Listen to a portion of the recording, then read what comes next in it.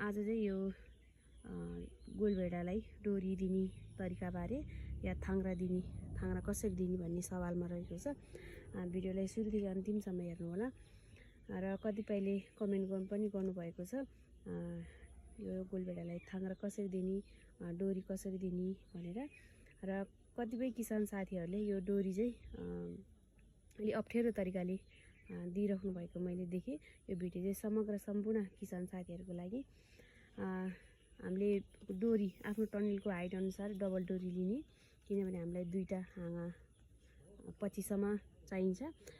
दुईवटा हाँगालाई चाहिँ सिङ्गल हुने गरेर डबल डोरी लिने। अनि त्यसलाई हामीले यो डोरी चाहिँ अलिक सानैमा दिँदा राम्रो हुन्छ। यो चाहिँ अलिक बोट अलिक ठुलो भइसकेको अवस्था छ।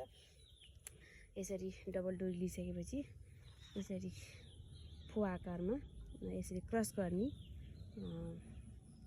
चार आकारमा क्रस गरेर यसरी हामीले यसरी लाने।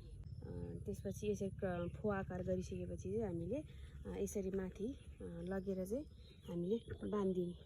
फेरि तपाईँले देख्न सक्नुहुन्छ डोरी यसरी माथि लगेर यसरी बाँधिदिने। यो चाहिँ सिर्काउने सिस्टम गर्ने। यसरी सिर्काउने सिस्टम गऱ्यो भने चाहिँ हामीलाई काम गर्न सजिलो हुन्छ। पछि यो फुकाउन, कस्न हैन लुज गर्न पनि सजिलो हुन्छ।